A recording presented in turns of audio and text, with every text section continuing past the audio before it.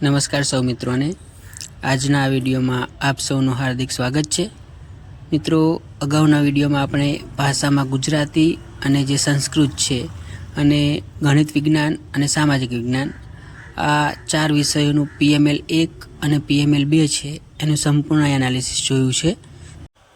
આ વિડીયોની અંદર આપણે ભાષાની અંદર હિન્દી વિષયનું જે PML 1 અને PML 2 છે તેનું સંપૂર્ણ એનાલિસિસ જોઈશું અને જોઈશું કે એવા કેટલા જ્ઞાન સહાયકો છે જેમણે પોતાનું મેરિટ છે એ પરત લીધું છે।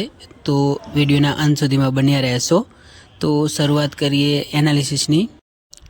તો સૌપ્રથમ વાત કરીએ કેટેગરી વાઇઝ જગ્યાઓ કેટલી છે અને PML 1 હતું એમાં ફોર્મની સંખ્યા કેટલી હતી અને જે FML આવેલું છે એમાં ફોર્મની સંખ્યાઓ કેટલી છે। વાત કરીએ ઓપન કેટેગરીની, તો ઓપન કેટેગરીમાં કુલ 171 જગ્યાઓ છે। જે PML 1 આવેલું તેમાં 74 ફોર્મ હતા, જ્યારે FML આવેલું છે તેમાં પણ 74 ફોર્મ છે। SC કેટેગરીની કુલ 21 જગ્યાઓ છે। PML 1 હતું તેમાં 477 ફોર્મ હતા SC કેટેગરીના, જ્યારે FMLમાં પણ એ જે ફોર્મ છે એ 477 છે। ST કેટેગરીમાં કુલ 85 જગ્યાઓ છે। PML 1માં 228 ફોર્મ હતા, જ્યારે FML આવેલું છે એમાં પણ ફોર્મની સંખ્યા છે એ 228 છે। વાત કરીએ OBC કેટેગરીની, તો OBC કેટેગરીની કુલ જગ્યાઓ 76 છે। PML 1માં 975 ફોર્મ હતા, જ્યારે PML 2 આવેલું છે એમાં 975 ફોર્મ છે। EWS કેટેગરીની કુલ જગ્યાઓ 40 છે। જે PML 1 આવેલું એમાં ફોર્મની સંખ્યા 172 છે, જ્યારે FML આવેલું છે એમાં પણ ફોર્મની સંખ્યા છે એ 172 છે।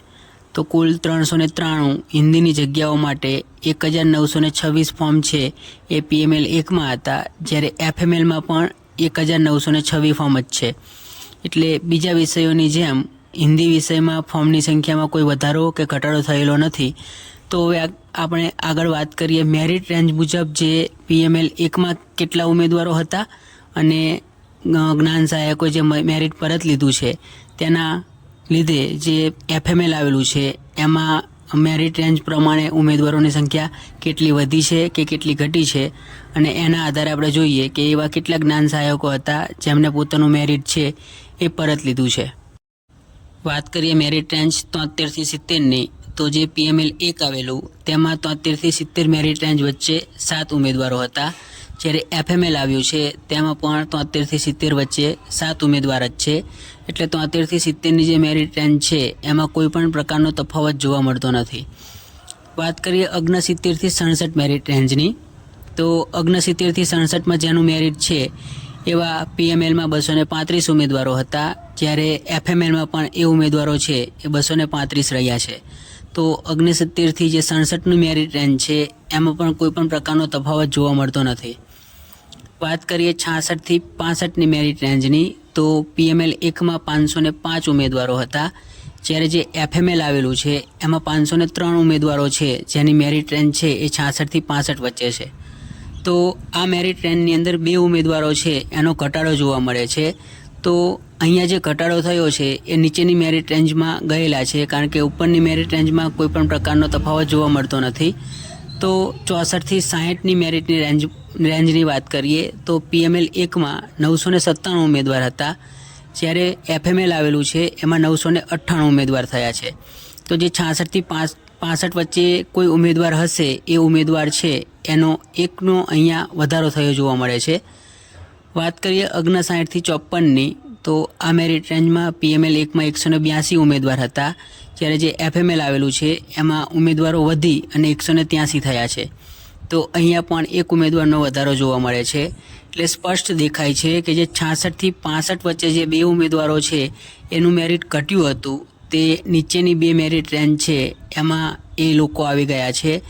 તો આના આધારે આપણે કહી શકીએ કે હિન્દી વિષયની અંદર ફક્ત 2 જ ઉમેદવારો એવા છે જે ચાલુ જ્ઞાન સહાયકે કે ચાલુ નોકરીએ પોતાનું મેરિટ છે એ પરત લીધું છે।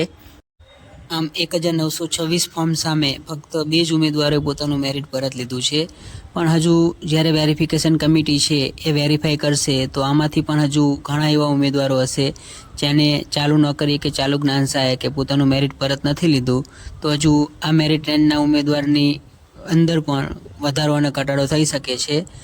આશા રાખું છું કે આજનો વિડીયો આપ સૌને સારો લાગ્યો હશે. વિડીયોને શેર કરશો, લાઇક કરશો અને આપના જે પ્રશ્નો છે એ કોમેન્ટ બોક્સની અંદર જરૂરથી જણાવશો. હવે જે અંગ્રેજી વિષયનું એનાલિસિસ બાકી છે એ ટૂંક જ સમયની અંદર આ ચેનલ ઉપર અપલોડ કરવામાં આવશે. તો ચેનલની સાથે જોડાયેલા રહેશો, બેલ આઇકન દબાવીને રાખશો જેથી નવા વિડીયોની અપડેટ છે એ આપ સૌ સુધી પહોંચી રહે. આભાર.